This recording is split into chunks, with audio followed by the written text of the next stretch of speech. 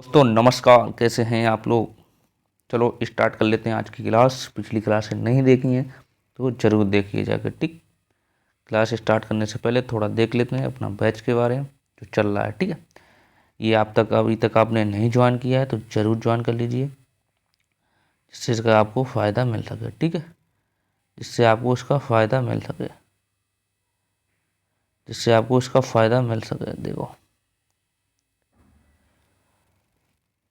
DElEd second semester का batch चल रहा है, ठीक। टारगेट से मैं कहूँ तो बैच का क्या नाम है, target free batch 90%। Target free batch 90%। आपको ऑल सब्जेक्ट की पीडीएफ मिलेगी। टेलीग्राम चैनल आपको डिस्क्रिप्शन लिंक पड़ी, आप ज्वाइन कर लो, यहाँ पे सारी पीडीएफ पड़ी हैं, ठीक है। व्हाट्सअप नंबर हमारा ये है, इस पर आपको कोई डाउट है तो आप मुझे मैसेज कर सकते हो। ये क्लासें चल रही हैं, ये कंप्लीट हो गई हैं। सुबह 10 बजे साइंस की कंप्लीट हो गई, इंग्लिश की चल रही है, और शाम को 4 बजे आप हमसे जुड़ते ही हो वर्तमान भारतीय समाज के साथ। 5 बजे वाला भी क्लास कंप्लीट हो गई है और सिर्फ प्रैक्टिस हो रही है। हिंदी का भी सिलेबस हो चुका है, और शाम 7 बजे सामाजिक अध्ययन की प्रैक्टिस चल रही है, और शाम 8 बजे आप मैथ के साथ जुड़ते हो। ये है शेड्यूल। और चैनल नहीं सब्सक्राइब किया हो तो चैनल जरूर सब्सक्राइब कर लो, जिससे इसका आपको लाभ मिल सके, ठीक है। चलो बिना टाइम वेस्ट किए आज हम अपना देख लेते हैं क्या पढ़ रहे थे। आज हम पढ़ रहे थे वर्तमान भारतीय समाज शिक्षा के बारे में। ये तो पढ़ रहे थे वर्तमान भारतीय समाज और प्रारंभिक शिक्षा में। इसमें टॉपिक है उभरते समाज के प्रमुख मुद्दे। उभरते समाज के प्रमुख मुद्दे, जिसमें क्लासें 18 हो गई। आज की क्लास 19 क्लास है, ठीक है। टाइम आपको पता ही है, 4 बजे डेली क्लास होती है। 4 बजे डेली क्लास होती है। तो चैनल पर नए हो तो चैनल जरूर सब्सक्राइब कर लो। चैनल पर नए हो तो चैनल जरूर सब्सक्राइब कर लो, ठीक है। जिससे आपको टाइम टू टाइम नोटिफिकेशन पहुंचता रहे। यूट्यूब पर किसी ने फ्री वाई कोर्स बैच नहीं कराया है और किसी ने प्रैक्टिस करा दी, उससे आपका कुछ नहीं होने वाला है। सिलेबस नहीं आपके पास है, डायरेक्ट प्रैक्टिस करा दी, उससे क्या होगा। तो इसलिए आप चैनल को जरूर जुड़िए और आराम अपनी तैयारी बेहतर करिए, ठीक है। आपके पास अब ज़्यादा दिन नहीं बचे हैं, आपके पास अब ज़्यादा दिन नहीं बचे हैं, आपके पास ज़्यादा दिन नहीं बचे हैं। तो आप सोच रहे हो ज़्यादा दिन है, वैसा कुछ नहीं है, ठीक है। आपके पास 20 दिन बचे हैं। 20 दिन आपके पास हैं अभी। 20 दिन हैं आपके पास अभी। 20 दिन है। 20 दिन में कैसे तैयारी करनी है, तो आप यही है टारगेट। यहाँ पे आपने वीडियो देख ली, सारी वीडियो देख ली, तो आपके पास आपकी प्रैक्टिस टारगेट आप है हम लोगों का। टारगेट है हम लोगों का 90% लाने का, ठीक है। आपने अभी भी ये सारी क्लासें देख ली, ठीक है।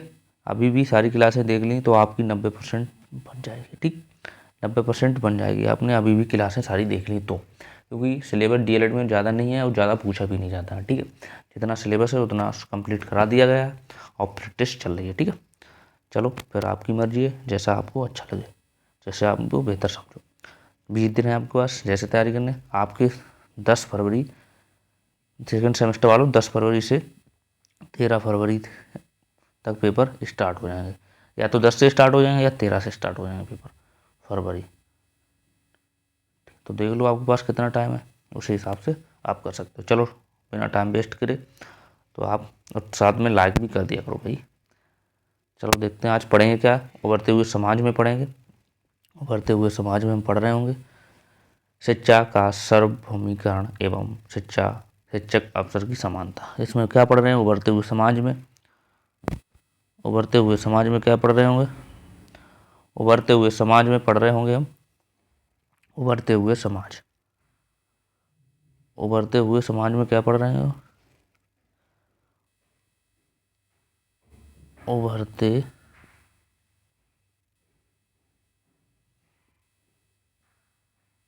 उभरते समाज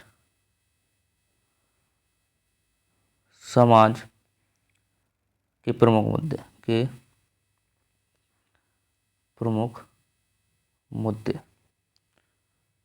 प्रमुख मुद्दे प्रमुख मुद्दे, ठीक। इसमें हम क्या पढ़ेंगे, सबसे पहले हम पढ़ रहे होंगे फर्स्ट पॉइंट पढ़ रहे होंगे। फर्स्ट पॉइंट पढ़ रहे हैं शिक्षा का सार्वभौमिकरण। शिक्षा का सार्वभौमिकरण। सार्वभौमिकरण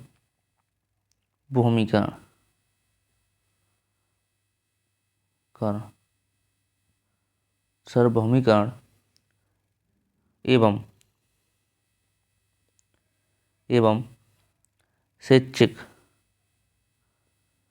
एवं शैक्षिक शैक्षिक अवसरों की समानता, अवसरों की समानता, की समानता।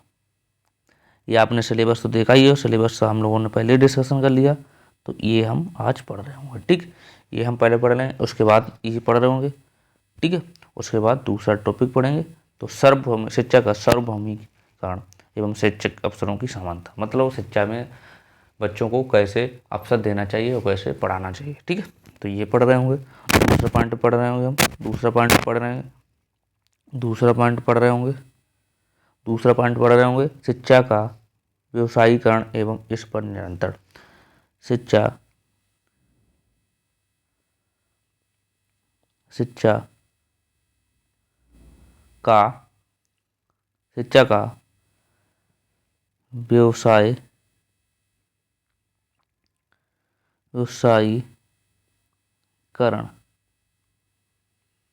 व्यवसायीकरण एवं इस पर नियंत्रण, इस पर नियंत्रण, इस पर नियंत्रण, नियंत्रण। ठीक है, ये आज हम पढ़ेंगे दो। फर्स्ट में क्या पढ़ेंगे? फर्स्ट में हम पढ़ेंगे उभरते हुए समाज और समाज के प्रमुख मुद्दे, उसमें फर्स्ट पॉइंट पढ़ रहे होंगे शिक्षा का सार्वभौमिकरण एवं शैक्षिक अवसरों की समानता। दूसरा पॉइंट हम क्या पढ़ रहे होंगे? दूसरा पॉइंट पढ़ रहे होंगे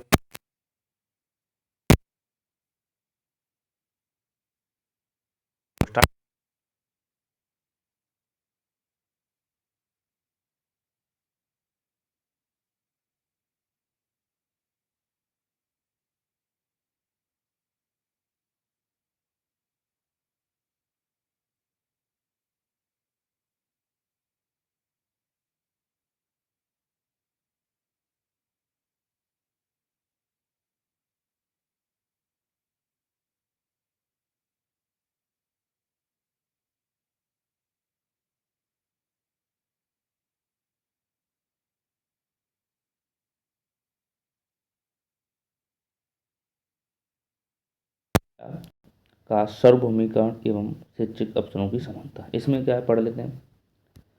शिक्षा मनुष्य के स्वर्णिक विकास की पूर्णता की अभिव्यक्ति है, मतलब शिक्षा से ही मनुष्य का शिक्षा से ही मनुष्य का स्वर्णिक विकास, मतलब हर क्षेत्र में सार्वभौमिक विकास है, मतलब चारों दिशाओं में विकास संभव है। शिक्षा एक ऐसी सामाजिक प्रक्रिया है, शिक्षा एक ऐसी सामाजिक एवं गतिशील प्रक्रिया है जो व्यक्ति के जन्मजात गुणों का विकास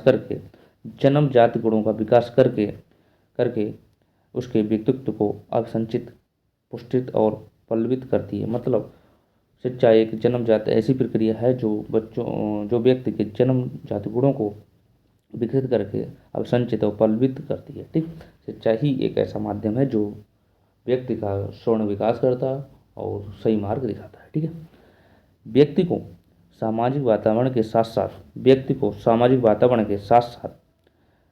मतलब जो समाज के अकॉर्डिंग जो परंपरा है उनके वातावरण के साथ साथ सामंजस्य स्थापित करने योग्य बनाती है, सामंजस्य स्थापित करने के योग्य बनाती है। कहने का मतलब क्या है? शिक्षा एक ऐसा साधन है, मतलब ऐसा पॉइंट है जिससे व्यक्ति को उसके समाज के साथ, मतलब वातावरण के साथ सामंजस्य स्थापित करने, मतलब अट्रैक्ट एक दूसरे से संपर्क, मतलब अच्छे संबंध बनाने का दायित्व निभाती है। ठीक है, इतना ही नहीं, ये प्रक्रिया व्यक्ति को उसके विवेकपूर्ण व्यवहार मतलब उसका अच्छा व्यवहार एवं कर्तव्यों का ज्ञान कराते हुए, मतलब उसके कर्तव्यों का भी ज्ञान कराते हैं। मतलब कहने का मतलब ये है, शिक्षा इतना ही नहीं, उसके विवेकपूर्ण विकास और उसके कर्तव्य, मतलब उसके समाज में क्या कर्तव्य है, उसे क्या क्या करना चाहिए, ये शिक्षा के माध्यम से ही सीखता है व्यक्ति। ठीक है, वो सीखते हैं, उसके विचारों में सकारात्मक परिवर्तन आते हैं। और उसके विचारों में जो भी होता है सकारात्मक परिवर्तन आते हैं, सकारात्मक परिवर्तन आते हैं। जैसे आप शिक्षित हो तो आप हमेशा मतलब अच्छा ही सोचोगे, किसी का गलत नहीं सोचोगे। जैसे आपने अभी ग्रेजुएशन किया है, उसके बाद बीएड डीएलएड कर रहे हो, डीएलएड में आपने फर्स्ट सेमेस्टर पास कर लिया, अब सेकंड सेमेस्टर में आप हो, तो आपको क्या है कि एक सच्चाई के माध्यम से तो आप आगे बढ़ रहे हो। आपका पहले जब आप फर्स्ट स्टैंडर्ड में थे, फर्स्ट क्लास में थे, आज आप भी डीएलएड कर रहे हैं, तो यहाँ से बीच में देखो आपका कितना डिफरेंस है, आपका कितना अंतर हुआ शिक्षा के माध्यम में। आपने किसके माध्यम से हुआ? शिक्षा के माध्यम से हुआ। कितना आपको डेवलप, आपकी सोचने की क्षमता बढ़ गई, और आपकी सोचने की क्षमता बढ़ गई, आप अच्छा सोच सकते हो, आप मतलब कोई भी अच्छा डिसीजन दे सकते हो, ठीक है, आप अच्छे और गलत का पहचान कर सकते हो। तो यही तो सार्वभौमिकरण। और अपने कर्तव्यों मतलब समाज के वातावरण में, तो समाज को आपको पता है कि किससे हमें कैसे बोलना है, कौन पे को कितनी रिस्पेक्ट देनी है, छोटा है उसे कितना बोलना है, किसी से आप गलत नहीं बोलो। तो ये आप कैसे सीखे हो? ये शिक्षा के माध्यम से सीखे हो। जैसे आप अब फर्स्ट स्टैंडर्ड में थे या उससे आगे बढ़े तो उतना ज्ञान नहीं था, आज आप डीएलएड कर रहे हो, तो उससे उतने में कंपेयर करिए कितना परिवर्तन आपके जीवन में आया है, ठीक है। पहले आपको ये लगता था कि सोच कुछ भी सोचो वही हो जाएगा, जैसे गलत सोचो वही तुम्हें सही लगता हो। इस टाइम आपको पता होगा क्या सही है क्या गलत है, इसका माध्यम क्या? सच्चाई माध्यम, ठीक है। तो इसलिए ये मानना ये समाज में शिक्षा का महत्व उद्देश्य यही होता है, ठीक है। तो ये है, इसका आप ले लो स्क्रीनशॉट, इसका ले लो आप स्क्रीनशॉट। या आपने ये सारी क्लासें देख ली ना, तो आपको डीएलएड के साथ साथ आपको सीटेट जब टेट दोगे ना, वहाँ भी आपको ये सारा कुछ मिलने वाला है, सारा कुछ मिलने वाला है। चलो देखते हैं दूसरा। हाँ हम आगे देखते हैं। शिक्षा के सर्वीकरण का व्यापक अर्थ है, सार्वभौमिकरण का व्यापक अर्थ है या संदेश है। इसका शाब्दिक अर्थ है, कुछ भी कह सकते हो। शिक्षा की किसी निश्चित स्तर तक सभी लोगों के लिए अनिवार्य एवं निःशुल्क रूप से उपलब्धता निश्चित कराना चाहिए। बिल्कुल सही बात। मतलब एक स्तर तक ऐसा होना चाहिए जो हर एक व्यक्ति को शिक्षा अनिवार्य रूप से निःशुल्क उपलब्ध करानी चाहिए। शिक्षा के सार्वभौमिकरण की कल्पना नवीन नहीं है, सार्वभौमिकरण की कल्पना नवीन नहीं है। यद्यपि समाज में प्राचीन काल से ही विकसित है। मतलब ये शिक्षा जो है प्राचीन काल से ही विकसित है, ये अभी नहीं है नवीन, ठीक है, विकसित हो चुकी है। शिक्षा के सार्वभौमिक की कल्पना अधोलिखित विज्ञानों की कथनों से स्पष्ट हो सकती है, ठीक है। कहने का मतलब बहुत विद्वानों ने शिक्षा पर कई अपने अपने विचार दिए हैं, और वही कहने का मतलब है शिक्षा के माध्यम से ही आप बहुत से काम आसान तरीके से कर सकते हो। जैसे एस चक्रवर्ती ने क्या कहा है शिक्षा के माध्यम, एस चक्रवर्ती ने शिक्षा के माध्यम से क्या कहा है? सामाजिक पुनर्निर्माण करने की दृष्टि से, सामाजिक पुनर्निर्माण करने की दृष्टि से जिसके लिए देश की प्रतिबद्धता जिसके जिसके जिसके लिए देश की प्रतिबद्धता प्राथमिक शिक्षा के सार्वभौमिक की समस्या का निसंदेश निर्णयात्मक महत्व है। कहने का मतलब सामाजिक पुनर्निर्माण करने की दृष्टि किसी देश की प्रतिबद्धता, किसी देश की मतलब अपने देश की, मतलब कहने शिक्षा मतलब किसी भी देश की प्राथमिक शिक्षा की सार्वभौमिकरण की समस्या का निसंदेश निर्माण का महत्व है। मतलब निसंदेश अपना तो निर्माण कर सकता है, ठीक है, प्राथमिक स्तर पर।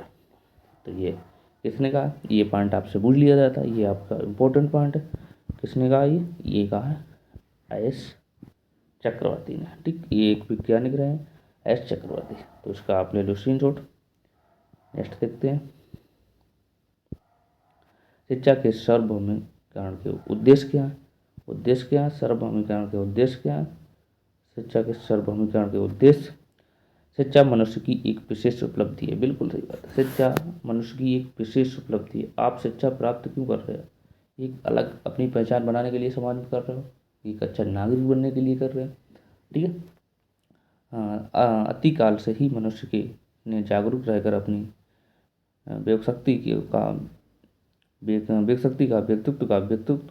व्यक्ति और व्यक्तित्व के बीच महत्व, समुदाय के बीच संति के बीच अपने व्यवहार अनुभव भंडार का संचालन करने के लिए उपयोग किया है।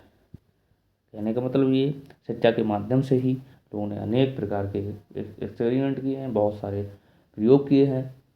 तो ये सब शिक्षा के माध्यम से एक दूसरे व्यक्ति से अट्रैक्शन, संबंध भी अच्छे बनाए हैं। मतलब आप अच्छे शिक्षित हो तो एक दूसरे को उनके विचार समझोगे, उनके सुख और दुख में आप साथ रहोगे। ठीक है, ये पॉइंट है। इसका ले लो स्क्रीनशॉट। आगे देखते हैं शिक्षा। अतः शिक्षा के सार्वभौमिकरण के प्रमुख मुद्दे कौन से? मुद्दे मतलब प्रमुख उद्देश्य क्या है? प्रमुख उद्देश्य का प्रमुख उद्देश्य ज्ञानार्जन। नंबर 1 ज्ञान अर्जन करना। नंबर 1 क्या? ज्ञान अर्जन करना। ज्ञान अर्जन करना, बौद्धिक एवं मानसिक विकास होता है। ठीक, बौद्धिक एवं मानसिक विकास होता है। शिक्षा के माध्यम से ही बौद्धिक और मानसिक विकास होता है। शारीरिक विकास होता है, बिल्कुल सही बात है, शारीरिक विकास होता है। शारीरिक विकास होता है, नैतिक और चरित्र का भी विकास होता है। इससे चरित्र का भी विकास होता है, जैसे आपका चरित्र का भी निर्माण होता है इससे। सांस्कृतिक विकास होता है, सांस्कृतिक विकास होता है। सामाजिक कुशलता का विकास होता है, जैसे समाज में कैसे आप कुशल रह सकते हो, मतलब कैसे जीवन व्यतीत करना, इसका भी विकास शिक्षा के माध्यम से ही होता है। व्यक्तित्व का स्वर्ण विकास भी होता है। ठीक, स्वर्ण विकास होता है। जीव को पर्जन का विकास, विवेकपूर्ण निर्णय क्षमता का विकास, विवेकपूर्ण जो निर्णय लेते हो उसका भी शिक्षा के माध्यम से ही विकास होता है। ठीक है, अंत व्यवसायिकता संचार कौशल का विकास होता है। वातावरणीय सामाजिक सामंजस्य कौशल विकास होता है। वातावरण सामाजिक समायोजन कौशल का भी विकास होता है। ठीक, ये इनके प्रमुख मुद्दे हैं। अब तो आपको प्रमुख मुद्दे लिखने को आ जाए तो आप कैसे लिखोगे? ज्ञानार्जन होता है, बौद्धिक एवं मानसिक विकास होता है, शारीरिक विकास होता है, नैतिक एवं चरित्र का विकास। 4-5 पॉइंट लिखाओगे तब भी बहुत। हमने तो यहाँ पे 11 आपको लिखा दिए, 11 नहीं आप 5 लिख आओगे तब भी आपको 2 नंबर एग्जामिनर दे देगा। पता लग जाएगा बच्चे ने पढ़ा है। ठीक है, 2 नंबर आपको दे देगा। चलो देखते हैं नेक्स्ट देखते हैं आवश्यकता एवं महत्व। सार्वभौमिक शिक्षा का आवश्यकता और महत्व क्या है? शिक्षा का आवश्यकता और महत्व क्या है? शिक्षा का आवश्यकता महत्व क्या है, ये देखते हैं। ठीक है, शिक्षा प्रारंभ से ही एक जैविकीय आवश्यकताओं के रूप में विकसित हुई। बिल्कुल सही बात, शिक्षा शुरू से ही एक जैविक थी, मतलब अपनी जैविक जीवन में नहीं होता है, जैविक आवश्यकताओं के अनुसार, जैसे दिनचर्या के अनुसार शिक्षा का विकसित हुआ है, शिक्षा विकसित हुई है। परंतु मनुष्य किंतु अपनी मूल प्रवृत्तियों की जन्मजात कमजोरियों के बावजूद स्वयं को जीवित रखने तथा अपना विकास सैन्य करने में सक्षम हो सका, अपना विकास करने में सक्षम हो चुका। वातावरण से नियंत्रण संघर्ष करते हुए जो वातावरण से संघर्ष करते, संघर्ष मतलब नियंत्रण कार्य करते हुए उसने जीना सीख लिया। जैसे समाज में कैसे जीना, उसने जीना सीख लिया। सार्वभौमिक सामूहिक प्रयासों के लिए अपना एक समाज गठित किया, मतलब समूह के प्रयासों के लिए एक समाज गठित किया। समाज के प्रत्येक वर्ग, मतलब हर एक वर्ग के लोगों को व्यक्ति को शिक्षा की सुलभता व सुगमता की आवश्यकता है। मतलब हर एक व्यक्ति को शिक्षा की आवश्यकता है, ऐसा नहीं है कि एक वर्ग को मतलब आवश्यकता हो, हर एक वर्ग के व्यक्ति के लिए शिक्षा की आवश्यकता है। शिक्षा का संबंध किसी एक वर्ग से नहीं है। शिक्षा का संबंध किसी वर्ग या समूह से नहीं है, मतलब एक वर्ग या समूह से नहीं है, बल्कि इसका संबंध देश के समस्त जनता से, इसका संबंध समस्त जनता से है, मतलब समस्त जनता प्रत्येक व्यक्ति से है। ठीक है, ये प्रत्येक स्तर पर जीवन का स्पर्श कराती है, प्रत्येक स्तर पर जीवन का स्पर्श करती है। ब्रिटिश काल में प्राथमिक शिक्षा का गठित आयोग, जो हंटर आयोग, डेरे आयोग हुए, शिक्षा का आयोग, बोर्ड का घोषणा पत्र, ये शिक्षा के पीएनबी तरफ से नोटिस, ये सब आयोग बनाए हैं भी कहा जा सकता है। शिक्षा को जन धारण की शिक्षा भी माना जाता है। जन धारण मतलब हर एक व्यक्ति को समान शिक्षा प्राप्त करने का अधिकार है, जन धारण शिक्षा भी मानते हैं। तो इसका ले लो आप स्क्रीनशॉट। और भैया चैनल पर नए हो तो चैनल अभी तक सब्सक्राइब ना किया हो तो चैनल ज़रूर सब्सक्राइब कर लो, ठीक है। चैनल ज़रूर सब्सक्राइब कर लो। इसका आप कंटेंट मैच कर लेना, आपको बेस्ट लगेगा। सबसे बेस्ट तरीका है, आसान तरीका। नेक्स्ट देखते हैं पॉइंट क्या, शिक्षा के सार्वभौमिकरण की आवश्यकता एवं महत्व के प्रमुख बिंदु क्या है, निम्नलिखित बिंदु क्या है। शिक्षा के सार्वभौमिकरण की आवश्यकता एवं महत्व के प्रमुख बिंदु क्या है। देखो सिलेबस आपका हमने सारा कंप्लीट करा है, जो भी सिलेबस है सारा कंप्लीट करा है, एक भी पॉइंट नहीं छोड़ा। आपने सही से पढ़ लिया तो 90% आपकी कहीं नहीं गई है सही से। अभी भी आपके पास टाइम है, अभी भी कुछ नहीं हुआ है, अभी 20 दिन है आपके पास, 20 दिन है आपके पास। और पेपर कितने हैं, पेपर हैं आपके 7 पेपर, तो आप पढ़ सकते हो। 7 पेपर हैं तो पढ़ सकते हो, ज़्यादा सिलेबस नहीं है, ठीक है।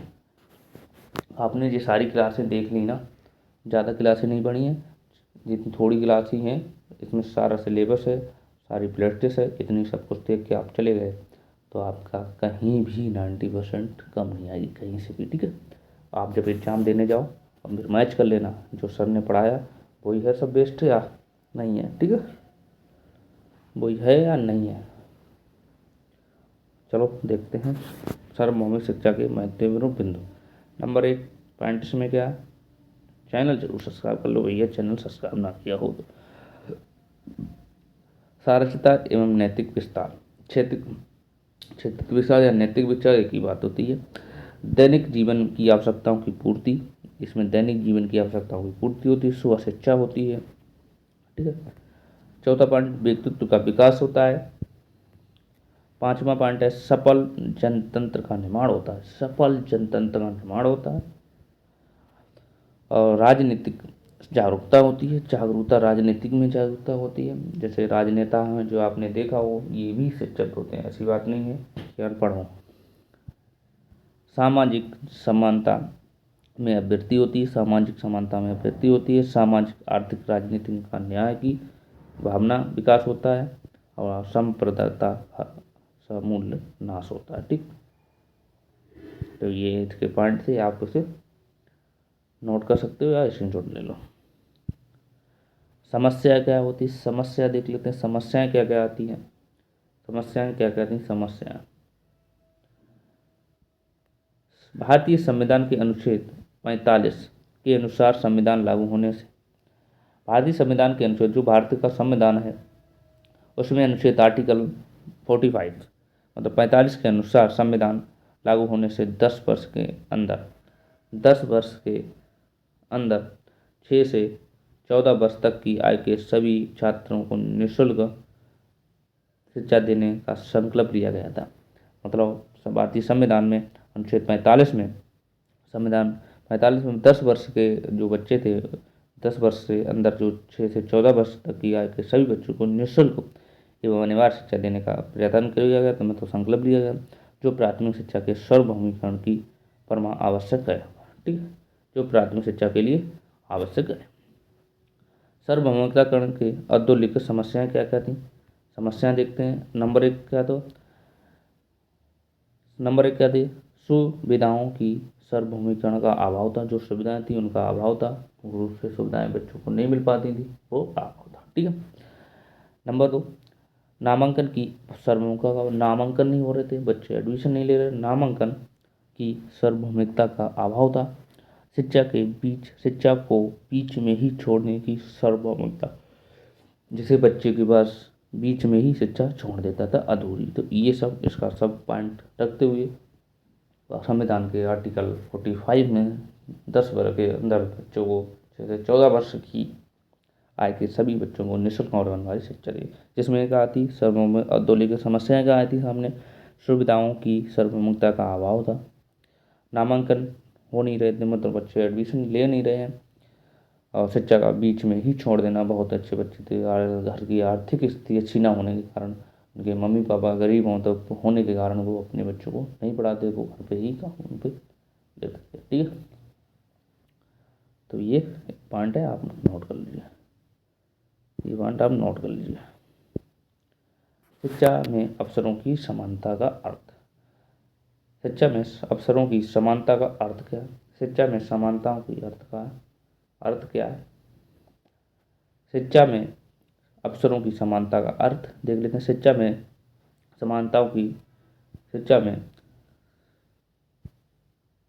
शिक्षा में अवसरों की समानता की संकल्पनाओं का सूत्रपात समान पहुंच की आवश्यकता से हुआ है।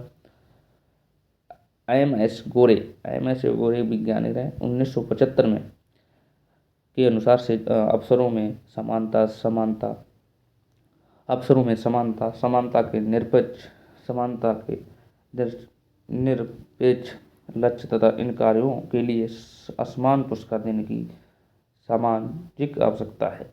इनका कहने का मतलब था कि शिक्षा में अवसरों की समानता की कल्पना मतलब संकल्पना का सूत्रपात समान पहुंच की आवश्यकता व्यवस्था से हुआ है। एम एस गोरे 1975 के अनुसार अवसरों में असमानता के निरपेक्ष लक्ष्य तथा इन कार्यों के लिए असमान पुरस्कार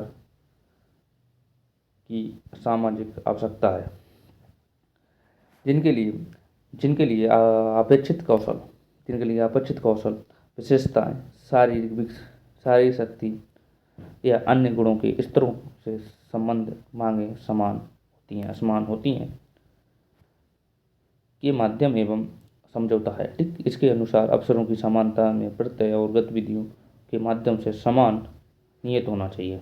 नियत है कहने का मतलब क्या है? इन्होंने माना था, एम एस गोरे 1975 में इन्होंने कहा था शिक्षा का अवसर समान रूप से देना चाहिए। इसकी जो असफलता है पुरस्कार हैं उन्हें भी सामाजिक आवश्यकताओं के अकॉर्डिंग देना चाहिए। ठीक इसका पाठ है, इसमें नोट ले लो। नेक्स्ट देखते हैं भारतीय शिक्षा में असमानता है। भारतीय शिक्षा में क्या असमानता है ये देखते हैं। भारतीय शिक्षा में असमानता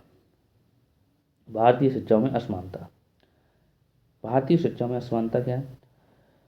भारतीय समाज में अनेक असमानता व्यक्त हैं। ठीक और अनेक समस्याएं प्राप्त हैं। हमारे सामाजिक ढांचे में असमानताओं की अनेक पर्दे पाई जाती हैं, अनेक पॉइंट पाए जाते हैं जहां पुरुषों और स्त्रियों ग्रामीण क्षेत्रों व शहरी क्षेत्रों में एक ही राज्य में उन्नति और पिछड़े क्षेत्रों में आर्थिक दृष्टि से कम व आर्थिक उन्नति प्रदेश के बीच असमानताएं पाई जाती हैं। बिल्कुल सही बात, असमानताएं पाई जाती हैं। अल्प संसाधनों वाले क्षेत्रों में निवास दूसरे के अनुचित विचारों का विवेचन करने की प्रवृत्ति, भौतिक लगाव, आर्थिक शोषण की प्रवृत्तियों, औद्योगिक क्रांतियों की कमी व सामाजिक समताएं शिक्षा व असमानता की जननी का पोषण बनी है। ठीक जननी का पोषण बनी है कहने का मतलब क्या है? हमारी भारतीय शिक्षा समाज में असमानताओं का बहुत ढांचा है। जैसे स्त्री पुरुष अभी भी ऐसे ग्रामीण क्षेत्र हैं वहाँ अपने लोग बेटियों को नहीं पढ़ाते हैं और बेटों को पढ़ाते हैं। ठीक है, तो ये असमानता ही है। तो ये समान अवसर नहीं दिए जा रहे हैं। तो यही अभी ग्रामीण स्तरों पर ये चीज़ें अभी चल रही हैं। ठीक ग्रामीण स्तरों पर ये चीज़ें अभी बहुत अच्छे तरह से चल रही हैं। अब तब भी बहुत विकसित हो चुका है। ठीक इसका आप ले लो स्क्रीनशॉट। नेक्स्ट देखते हैं शैक्षिक अवसरों में असमानता के कारण क्या है? कारण देख लेते हैं।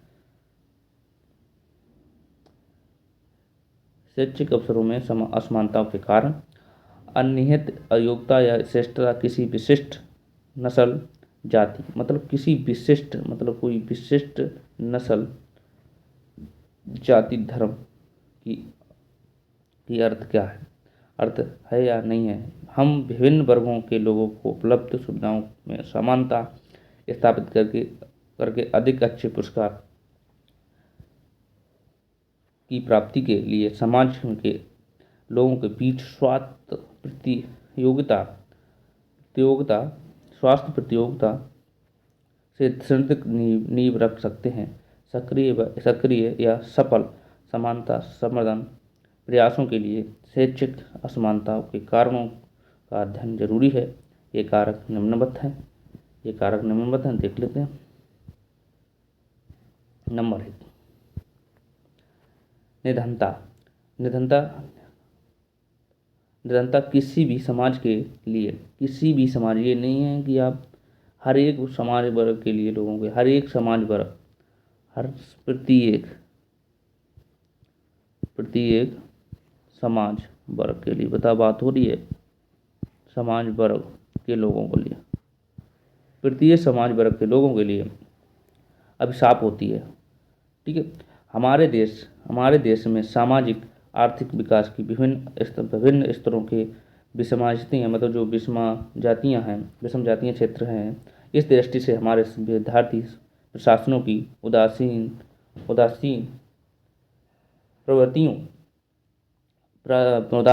आवृत्तियों, कभी कभी अनाचार्यों, सीमित संसाधनों, वित्तीय, शैक्षिक, मनोवैज्ञानिक व सामाजिक समस्याओं के कारण उपलब्ध शिक्षा सुविधा का लाभ नहीं उठा पाते हैं। बिल्कुल सही बात, मतलब समझ सुविधा का लाभ नहीं उठा पाते। जो बहुत गरीब बच्चे हैं और वो सार्वभौमिकता का लाभ, विकास होने की शिक्षा का लाभ नहीं उठा पाते हैं। जो क्षेत्र आर्थिक रूप से पिछड़े होते हैं, जो आर्थिक ग्रामीण क्षेत्र होते हैं, पिछड़े होते हैं, वो इसका लाभ नहीं ले पाते हैं। ठीक। और जहाँ शैक्षिक असमानता उच्चतम होती हैं, जहाँ असमानताएं जो होती उच्चतम मतलब अच्छे लेवल की हो, अच्छे स्तर की हो। तो ये आप स्क्रीनशॉट ले लो इसका। जब देखते हैं दूसरा पॉइंट, सामाजिक सांस्कृतिक कारक क्या है? सामाजिक सांस्कृतिक कारक बुनियादी तौर पर शिक्षा का लक्ष्य है सभी सार्वजनिक विकास करना। शिक्षा का लक्ष्य है सबका सार्वभौमिक विकास करना। जो समाज में है, जैसे समाज में प्रत्येक व्यक्ति का होता है, सबका विकास समान होना चाहिए। किंतु अनेक प्रकार की सामाजिक सांस्कृतिक कारकों की वजह से शिक्षा सर्वसुलभ नहीं है, मतलब सबके लिए समान नहीं हो पाती है। तो सभी के लिए, मतलब कुछ कारण है जिसकी वजह से सभी के लिए समान नहीं हो पाती। आज भी वर्तमान भारतीय समाज के अंतर्गत सभी लोगों को शिक्षा प्राप्ति के समान अवसर नहीं मिल पा रहे हैं। बिल्कुल आज भी वैसे बच्चे हैं जो बच्चा गरीब है, उसके लिए समान अवसर कहाँ मिल रहे हैं। वो अच्छे स्कूलों में नहीं पढ़वाता है, वो अच्छे उसके फीस ही नहीं अफोर्ड कर पा रहा है, तो वहाँ पे उसका एडमिशन ही नहीं हो पाता। ठीक। तो आज भी कहीं ना कहीं असमानता है। नेक्स्ट पॉइंट है शैक्षिक अवसरों की असमानता हेतु उपाय क्या है?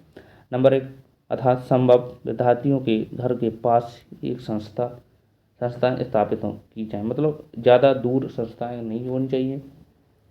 जो ग्रामीण क्षेत्र है उनके पास में ही स्कूल की व्यवस्था की जानी चाहिए।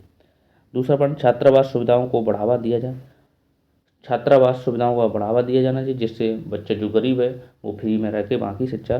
छात्रावास क्या होता है? छात्रावास में बच्चे फ्री में रहते हैं, वहाँ पे कोई उनका चार्ज नहीं जाता। नंबर 3, छात्रों को यातायात साधन उपलब्ध कराना चाहिए। बच्चों को सरकार का दायित्व है कि बच्चों को और उनके यातायात साधनों को उपलब्ध कराना चाहिए। चौथा पॉइंट, निर्धन छात्रों को छात्रवृत्ति अधिक संख्या में दी जाए। जो निर्धन बच्चे हैं उनको छात्रवृत्ति अधिक मात्रा में देनी चाहिए। शैक्षिक विकास स्पष्ट रूप व समान नीति तौर तरीके से दी जानी चाहिए। शैक्षिक विकास जो है स्पष्ट व समान तौर तरीके से देना चाहिए। शैक्षिक शुल्क तथा संभव समाप्त कर देना चाहिए। ठीक है। 7वां पॉइंट है शिक्षा, ड्रेस, स्टेशनरी तथा स्कूल अल्पाहार मतलब खाने की व्यवस्था निःशुल्क दिया जाना चाहिए। ये सब कुछ शिक्षा की पुस्तकें वगैरह ये निःशुल्क देनी चाहिए। 8वां पॉइंट है विद्यालयों में उपचारात्मक शिक्षण तथा पूरक शिक्षा कार्यक्रम संचालित होना चाहिए, ताकि शैक्षिक निष्पत्ति से संबंधित न्यूनतम मापदंड प्राप्त किया जा सके। 9वां पॉइंट क्या है?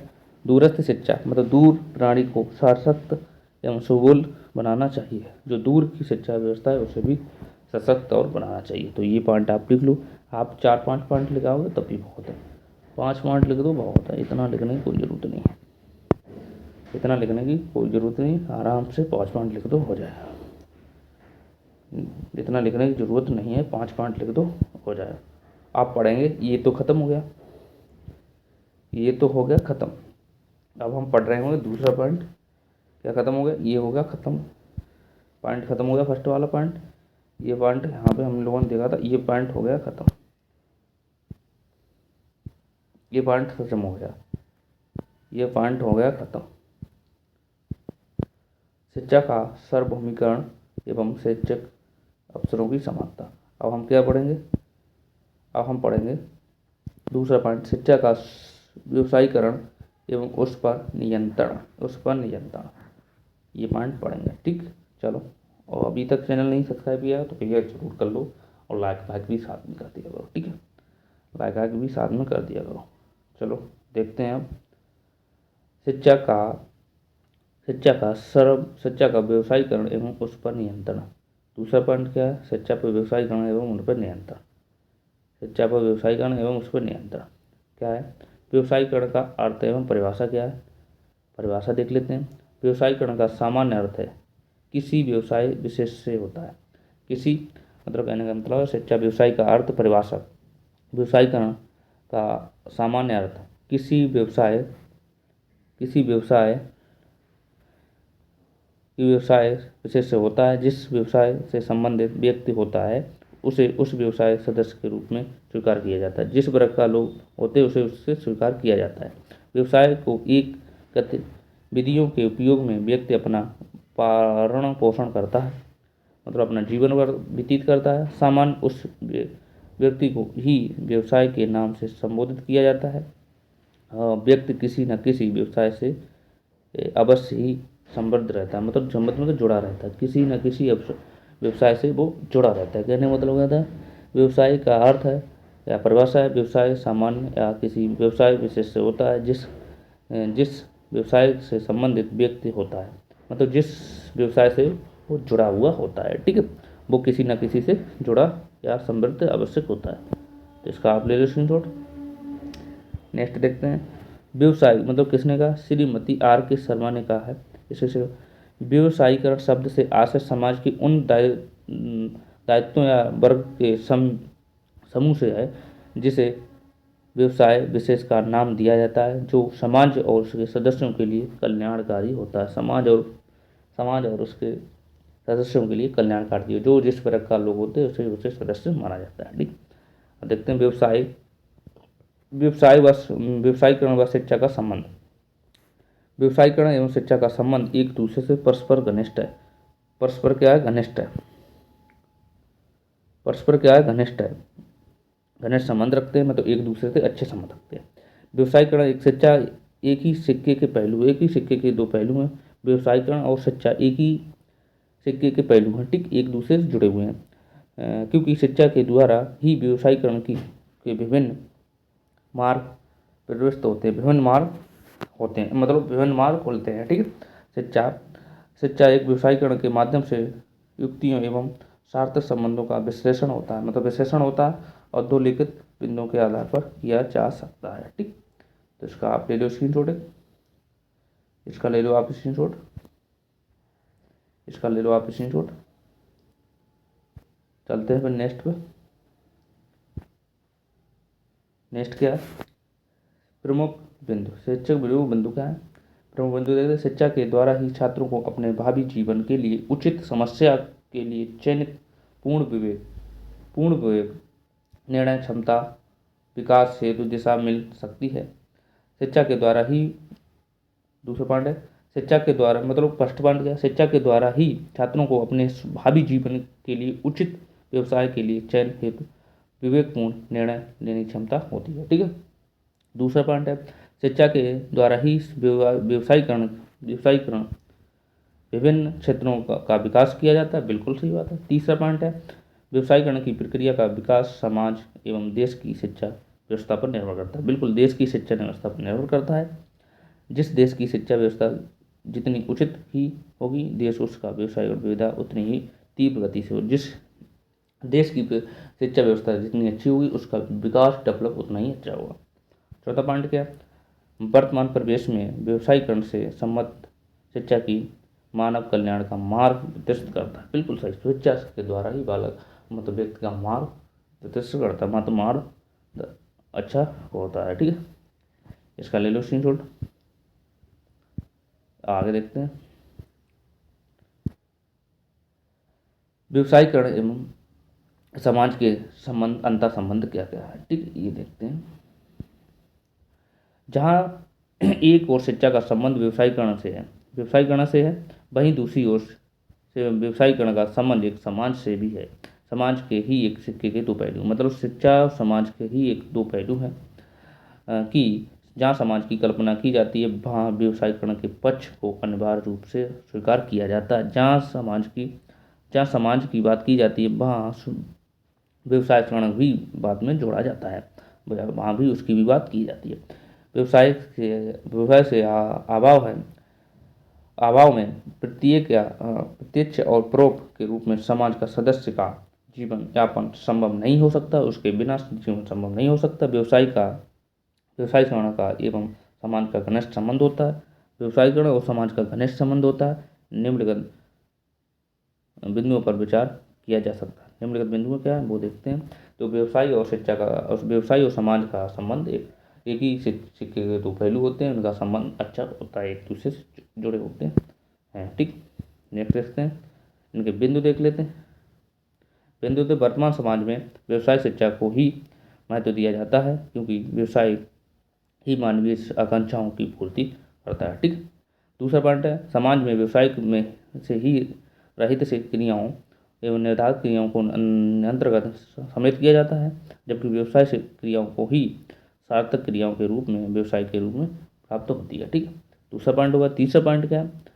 प्रत्येक समाज में रहने वाले व्यक्ति समूह व समुदाय किसी न किसी रूप से व्यवसाय विशेष से संबंधित होता है, अतः व्यवसायीकरण व्यक्ति या व्यक्ति आधार का समाज रूप से करते हैं। ठीक है, तो ये है पॉइंट, इनका ले लो आप स्क्रीनशॉट। ठीक है, नेक्स्ट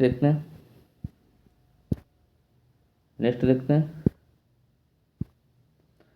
शिक्षा का आवश्यक महत्व। ठीक, आवश्यकता का महत्व क्या है? जहाँ तक व्यवसायीकरण की आवश्यकता एवं महत्व का प्रश्न है, वर्तमान समय में समाज एवं शिक्षा के क्षेत्र में व्यवसायीकरण की प्रवृत्ति दृष्टिगोचर है। ठीक, दृष्टिगोचर है, मतलब दृष्टिचार है होती है। आज के बदलते परिवेश में समाज का प्रत्येक व्यक्ति समूह व समुदाय ऐसी सच्चा को है जो सर्वाधिक मान्यता प्राप्त देती है, जो व्यवसाय एवं रोजगार विशेष से संबंधित हो। प्रत्येक व्यक्ति व समाज का हर अंग वर्तमान युग में तकनीकी शिक्षा का उपयोग या विशेष महत्व देता है। तकनीकी शिक्षा पर विशेष महत्व देता है। नेक्स्ट पॉइंट देखते हैं, अब देख लेते हैं व्यवसायीकरण की आवश्यकता एवं महत्व को अधोलिखित प्रमुख बिंदु कहाँ से हैं। प्रमुख बिंदु देख लेते हैं। नंबर 1 का हो गया व्यवसायीकरण के माध्यम से वैश्वीकरण की प्रवृत्ति को बल मिलता है, जो कि वर्तमान समय में प्रत्यक्ष रूप से परिलक्षित होता है। ठीक, दूसरा पॉइंट क्या है? व्यवसायीकरण में तकनीकी शिक्षा प्रतियोगिता शिक्षा का प्रोत्साहन मिलता है, मतलब वर्तमान समय में शिक्षा को तकनीकी रूप से पढ़ाना चाहिए, जो सामुदायिक संदर्भ में विशिष्ट मांग करता है। ठीक, तीसरा पॉइंट क्या है? सामाजिक व्यक्ति के लिए जीविकोपार्जन का मार्ग प्रशस्त करता है। आज जिसकी सभी व्यक्तियों और समुदाय की आवश्यकता का अध्ययन नहीं कर सकते हो। ठीक है, चौथा पॉइंट क्या है? व्यवसायीकरण का वर्तमान समाज में महत्वपूर्ण उपयोग माना जाता है। ठीक है, इसके अभाव में शिक्षा का संपूर्णता नहीं माना जा सकता है। शिक्षा को संपूर्णता तथा तभी अपनाया जा सकता है जब वह सबलीकरण का उन्मुख कर सके। ठीक, तो ये थी आज की क्लास।